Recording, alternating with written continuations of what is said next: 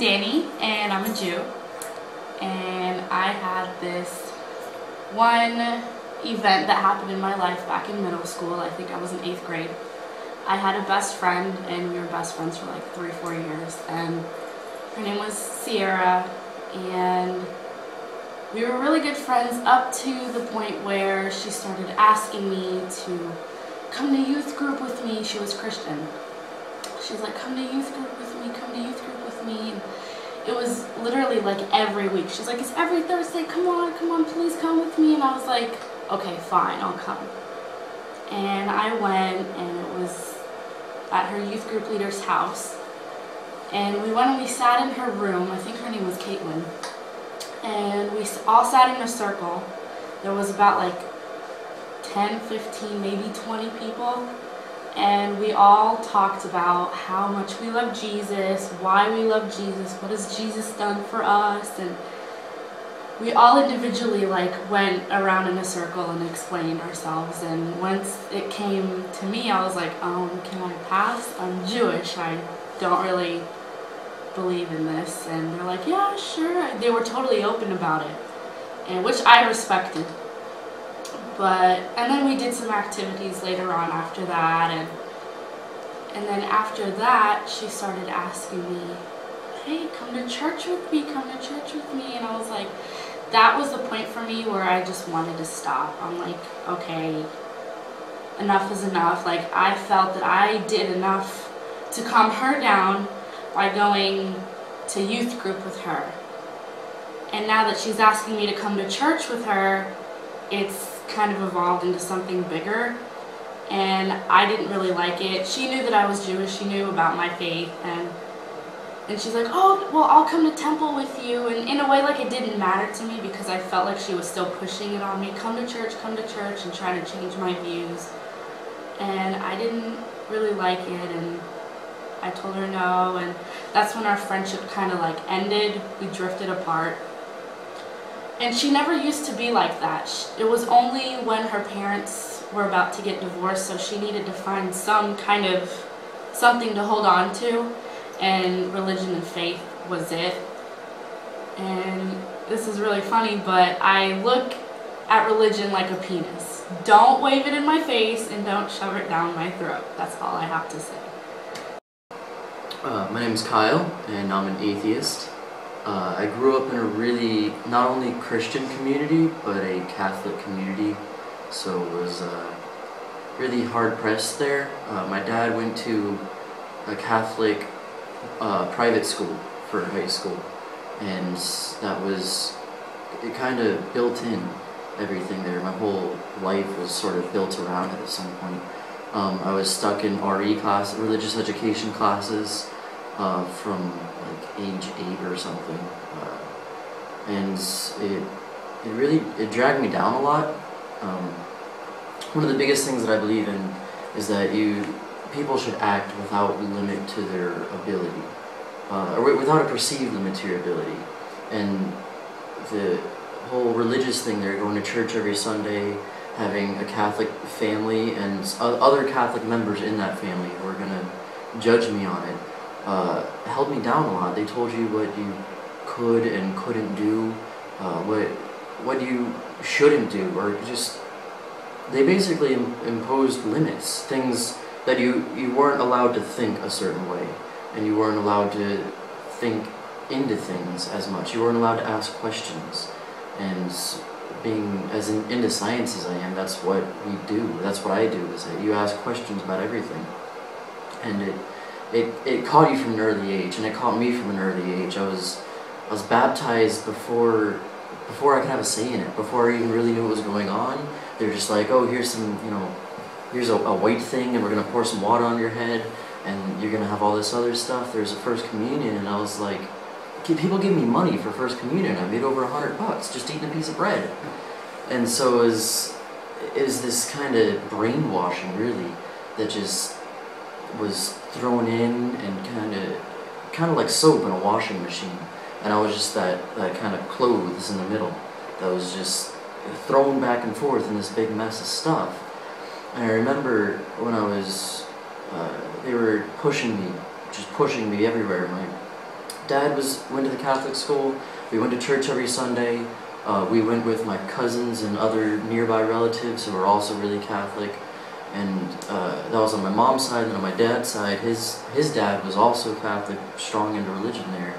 And they were pushing me towards confirmation in the 9th grade or something. And it was just this kind of full-on heat. You gotta learn this, you have to go through the motions, and you're not allowed to really have a choice in what you do. And I rebelled against it. I really didn't want to. I never went through with it. I tried to quit religious education beforehand, and it was just this struggle, constantly in this pressure and stress from everyone else. You know, go to church, believe in this God, and believe in this way of doing things. And it was just really difficult to deal with. It affected me socially. It took away a lot of time from my friends and the other people I was around and stuff. I remember I had so much time taken away for the drive to church. The RE classes lasting an hour and a half. At some point they got ridiculously long. The drive back, it was too late. I had to be ready and clean before going there. You're playing with your friends in the mud. You don't want to clean up.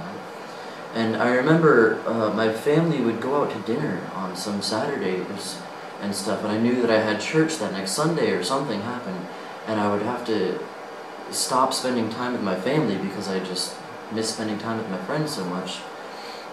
And I'd be pulled away from them too. I remember one of the moments where it just totally flipped me around. I used to skateboard, and I was skating with my friend, and we were just hanging out. It was just a good bonding friend time.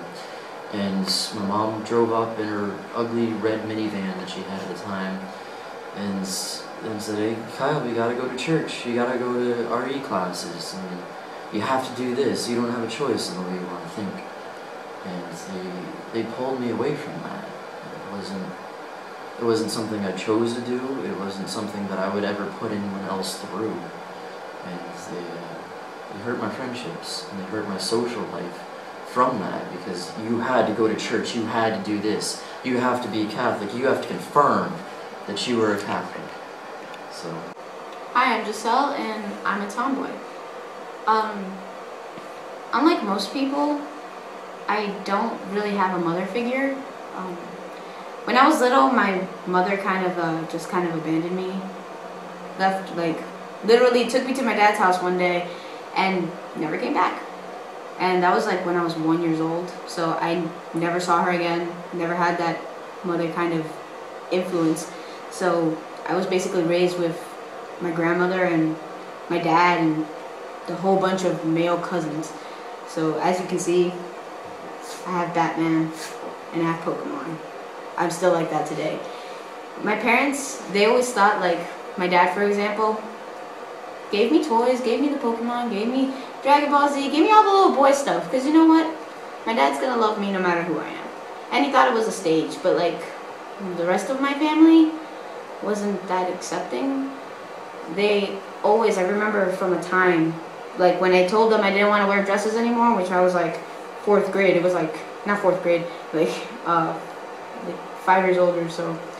They thought it was so hilarious because, I'm a little girl, I'm a little Hispanic little princess. I need to be in these weird things with bows and stuff. It's preposterous what they put on me. I still have pictures, it's hideous.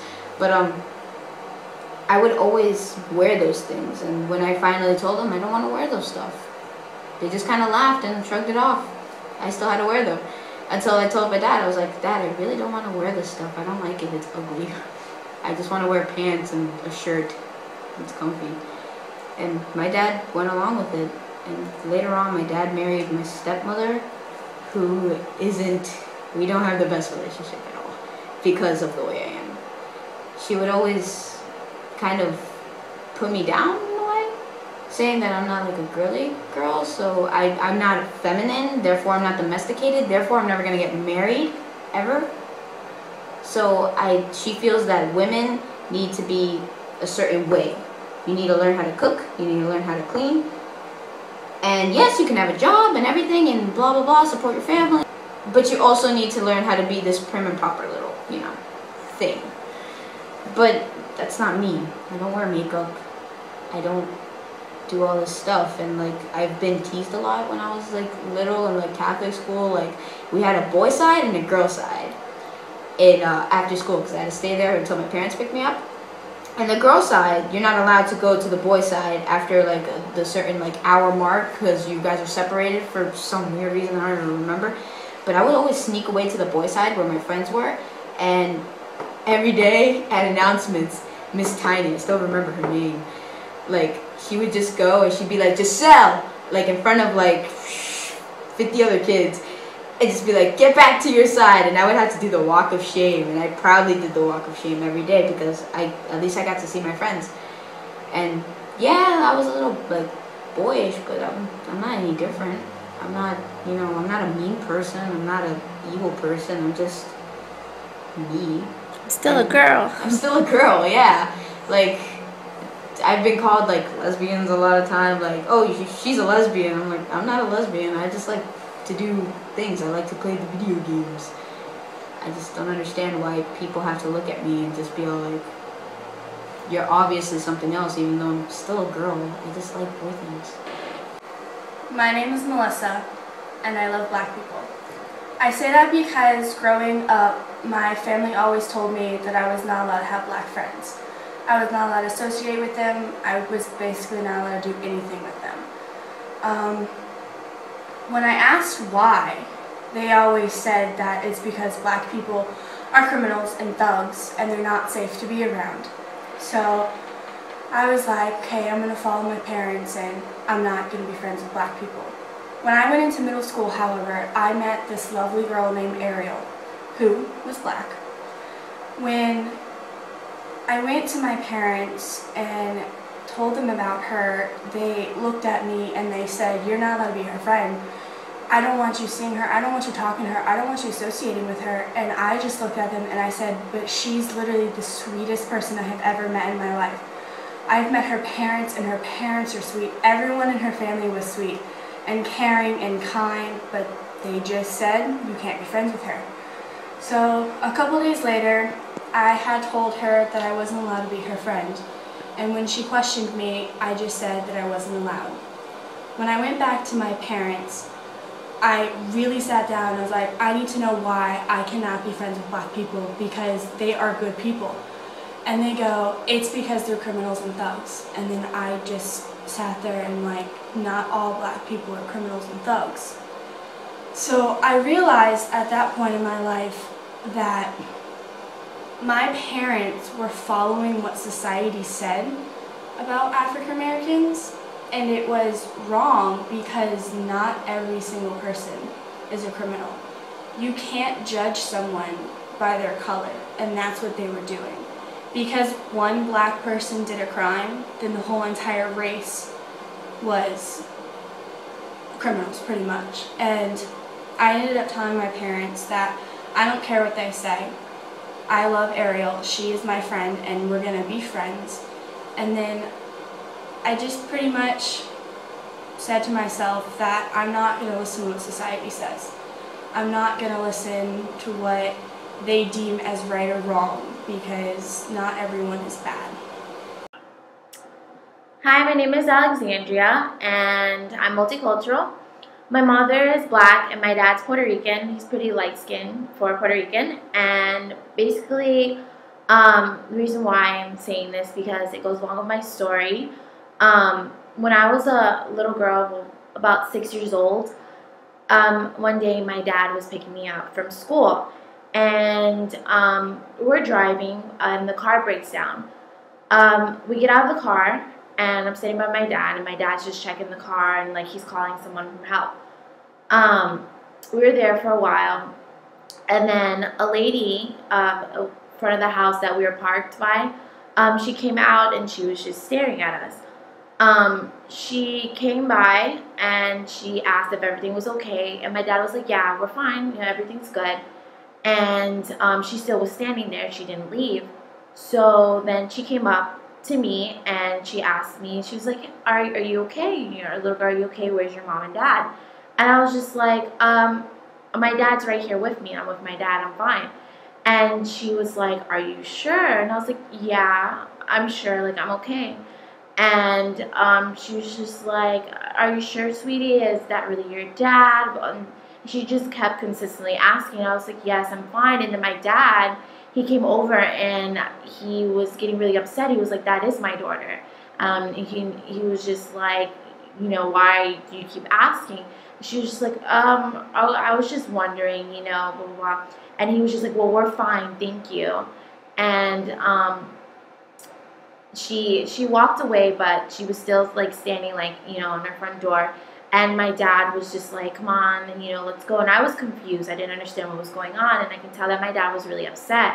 So my dad was like, "Let's just go sit in the car while we wait." And I was like, "Okay." And I was sitting like in the back seat, and I could see that my dad was really upset. Like his face was really red and stuff. And I kept asking Daddy, like, "Are you okay?" And why did the lady kept asking? Was she confused and whatnot? And my dad didn't say anything. And that was the first time ever I saw my dad cry. Like I saw tears rolling down his face. And at that time, I didn't understand. I was really confused. But as I got older and like I look back on on that memory, like I see basically how being in society, some people still don't realize that a color does not define your race.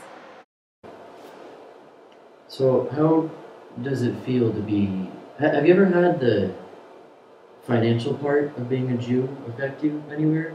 Like, how does it feel to be a Jew with Seminole State? Like stereotypically. Do you think you fit into the stereotypes? Absolutely Do people not. think you're going into accounting?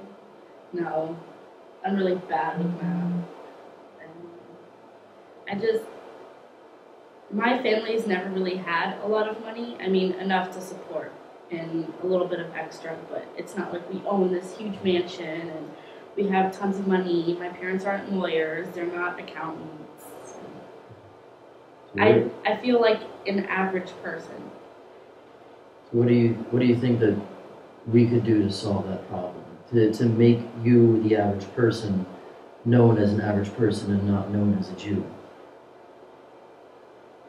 Well, I don't have to tell everybody that I'm Jewish. I think we could all kind of. Like people would accept more, like you just think like people should be more accepting of other people's religions and have respect for other people. Because it's more of something that they believe, not shape so much of their personality or whatnot, Mm-hmm. Yeah. It's kind of a religious tolerance. Mm-hmm. Right. Same for you as well. Penis thing. Don't shove it down your throat.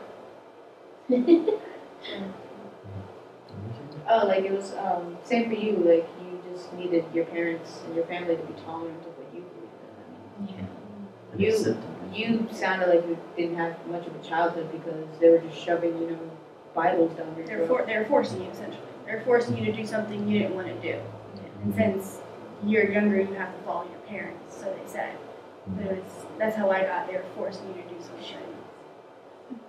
And so, my story is really similar to hers. I feel like suffocated a little bit by it, and I feel like the way for society and everyone to fix it is to have a tolerance of it, a religious tolerance and religious freedom. Just basically the religious freedom, the ability to go out and be whatever it is you want to be, and have education as well. Educate people on like this is what Buddhism is, this is what Muslim is, this is what a Christian does, and these are the different things in the And world that people I believe. also feel that society needs to stop judging. Mhm. That, I mean, you're an atheist and I'm Catholic, so society should not judge us for what we are. We should just be allowed to do what we want to do and not. Feel bad about Yeah. the outcome. I mean, we're Exactly. so focused on religion. No, you have to be a Catholic, or you have to be a Christian, or you know what, you're just an un-American person. That's not the case. I mean, like, I have my best friend's a Muslim, and like, he's not gonna go around blowing up things just because of his religion. He has his own religion. He's probably, like, just chill as you are. Yeah. Or when like Jehovah's Witnesses come knocking on your door, hey. Yeah, like if someone's a Jehovah's Witness, it's not like, oh, you're just gonna come knocking on my door. No, dude, not Exactly, everyone does yeah. You that. should respect everyone. Exactly. Exactly. Like all of us are all different religions, and we're fine, we're having a great time, conversating, like no problem whatsoever. And then with yours, with the tomboy thing, what do you think? How do you think that is prevalent in society now? Well, I mean, like I see more like girls, I guess, getting into it more. Like, there's a lot more acceptance now than there was back then. Because like my whole family issue thing was like every time I saw it, just when are you gonna start wearing a skirt? When are you gonna start wearing a dress? Blah, blah, blah, blah, blah, blah. It's just like let me be. I'm not that kind of person. Do you Like, think that affects other people in society and it changes their career or their life basically? yeah, because like if I maybe want to go into zoology or maybe some form of politics. I'm not really sure yet. But like for me, like my parents assumed I was going to be a teacher for the longest time because you have kids and everyone else is a teacher and like, my mom's a teacher. My mom was a teacher. Like a traditional thing It's- for like it's- a girl to do. Yeah, it's very, especially in my family. Like a lot of the women are teachers in my family for some strange reason. A few like males, but like we're just from a family of teachers, mostly women, and stay home and take care of the kids, and like How do you think we're gonna? What do you think the society can do to work and fix that problem? I just feel like we need to stop judging women by the past. Like, yeah, sure, like a century ago, women were like that, but we're different now. We're more, we can do a lot of things. We can do as much as males do, and I feel it's unfair to judge a person. So it's By more, like how they By like how if a female's not that feminine, Yeah. they're not a woman. We need to Yeah, be treated it's not equally. true. you, Yeah. need, you need more start on a fresh slate as opposed to looking at the past Yeah, as an yeah. example. we need to let's go forward and like just kind of let go of everything that we had before. We need equality, pretty much. And you love black people. I do love black people. They are amazing people. They're some of the sweetest people you'll ever meet. I don't care what anyone says, they are very sweet people, but they're misunderstood. Especially Because- like in Exactly, because of all the stereotypes of African Americans of how they're all thugs and criminals. They're all misunderstood. Or even Caribbean. I mean, Not I even just African. guaranteed there are probably some African Americans out there who are criminals and thugs, but that goes the same for white people and Mexicans and Puerto Ricans. It goes the same for everyone. It's just, it goes back to should not judge people. And that's how I feel society needs to change. Society needs to stop judging. My best friend in second grade was I have some of the best friends now in my life that are black. How do you The think? best. How do you feel when people have some accusation of racism and they justify it? Oh, I have a black friend or a black friend. I don't think that's like a real justification because I mean I just think it's kind of odd. I have done that before. If someone says something racist to me, I'm like, well, I have a black friend, and they're not like this. But it's not really. No, it's saying Just like kind of when food you someone says a racist remark and it's like, oh, it's okay because I have a black friend, I'm Yeah. allowed to say it. But that doesn't But allow that's it. that's not That true. doesn't give you the should- justification it's like to it's do like that. with the N word. Yeah. It's like I said it once to a black person and got smacked in the face. It's not polite to say that. You shouldn't say things that are not polite to say in the first place. So it's kind of like if I were to say something racist and be like, oh, it's okay because I have a black friend, that's not right because it's not polite. First off, So People just- still do. I just think society honestly just views everything through such a narrow They set do. of lens.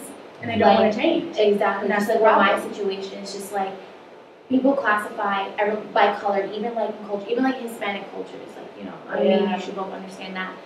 If you're lighter skinned or you look more of like white or whatnot, like considered more beautiful. That's like I noticed that in a lot of cultures. Even my friend, she's a Muslim, and like in her culture as well. If you're more of lighter complexion, you're considered more of beauty, and just like if you're darker, that's not as beautiful or whatnot. Like automatically, I think society just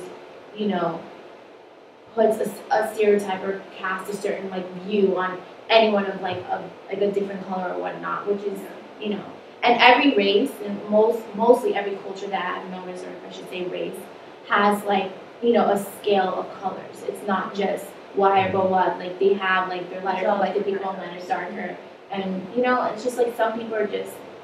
I don't want to say ignorant, but it kind of is ignorance that like if you look at the world and you see like other cultures, there are they're all like different colors within that one culture. I with feel like- Hispanics, Yeah. with like with Indian people, with like even European people, like Italians, like Southern, they're more olive complexion, more darker, more lighter and stuff. Like it's all over the place, and some people just don't realize that. Just like how it happened to me, like I'm multicultural and people don't notice that, which is okay, but I'm more than just what I see, And I see it as society, we only look at the color. Exactly. We don't look at the person, we look at the color. Like, I didn't know you were multicultural and I thought you were black. Yeah. Now, if I were to just went up to someone and be like, oh, you're black, right? That would offend them because they may not be black. We only look at the color. And we should really be looking at the person. We need to get past looking at the color and just realize that, yes, we have different skin tones, but we're all the same. I think we're all the same. I feel like the narrow-mindedness is like those big dog collars, but they're not allowed to scratch their neck. Oh yeah, the Oh, little no. satellites. But it's Yeah, a satellites. triangle, you know? Yeah. Basically, that's how honestly, you guys, like, I think that's how honestly society is like. We're basically the dog with like the satellite around it that don't let us, They don't let us do anything. They just don't let us Well, move that's- without having color. Everyone Exactly. everyone else's vision is like that. Yeah. And It's like either it's- black or white. Exactly. Yeah, Basically, like when life is a rainbow, everyone. There's so much more color than everything to it. Yeah. It's just, it's just being about, I guess, being open-minded and wanting to like explore and having more acceptance Wanting to to care others. Care Exactly. more about others and not Yeah. actually just like, oh, you're this race or this color and I don't want to talk to you. You need to care more. What's inside the cup? Yes. I feel like that applies to all of us too. Yeah. It's always what's inside. It's not your affect. It's what you're showing out as much. Yeah, like our color doesn't define who we are, our religion doesn't define who we are. Our gender doesn't define who we are. Us as a Ethnicity. person. Ethnicity. Exactly. It's just a little part of The You know, grand scheme of things. the big part. Like, yeah, but it's basically a little piece of the puzzle. So much fun. Yeah, guys, we got a breakthrough. We had a nice